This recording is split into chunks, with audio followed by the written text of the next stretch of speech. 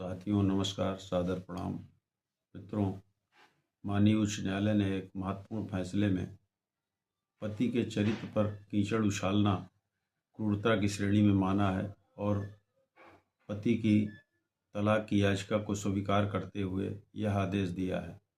गुरुग्राम में तैनात उप प्रबंधक पति की तलाक की अर्जी को मंजूर कर लिया और कोर्ट ने कहा कि बिना पर्याप्त सबूत के पति पर अवैध संबंधों का आरोप लगाना सामाजिक मानसिक हत्या जैसा है।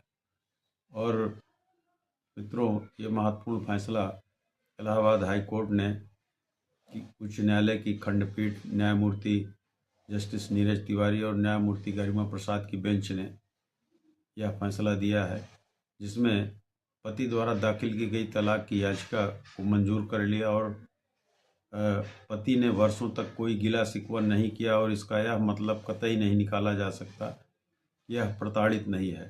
भारतीय समाज में पुरुष अक्सर लोक लाज और बच्चों के भविष्य के लिए नरक जैसी यातनापूर्ण जिंदगी जीते हैं, फिर भी पत्नी के खिलाफ कोई शिकायत नहीं करते।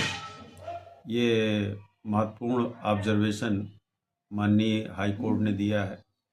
मित्रों, यह मामला वाराणसी का है। गुरुग्राम में किसी निजी कंपनी में तैनात उप प्रबंधक की शादी वाराणसी में एक अध्यापिका के साथ हुई थी, जिसमें 2 बच्चे थे इनके, और पति पत्नी के बीच में शंका की दीवार खड़ी होने लगी और दोनों एक दूसरे से अलग हो गए और 2 बच्चों को दादा दादी के ऊपर आश्रित छोड़ करके स्वच्छंद रूप से अकेले पत्नी बनारस में किसी किराए के कमरे में रहने लगी।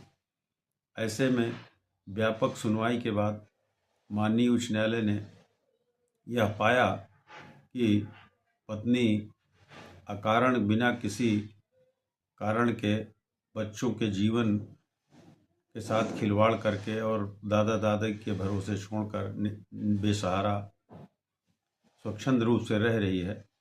और ऐसे में माननीय उच्च न्यायालय ने इसको पत्नी की तरफ से पति के ऊपर की जा रही क्रूरता की श्रेणी में रखा और तलाक की अर्जी को स्वीकार कर लिया और कहा ऐसे वैवाहिक संबंधों को जारी रखने का अब कोई मतलब नहीं रह जाता है। इस पर माननीय उच्च न्यायालय ने गंभीर टिप्पणी करते हुए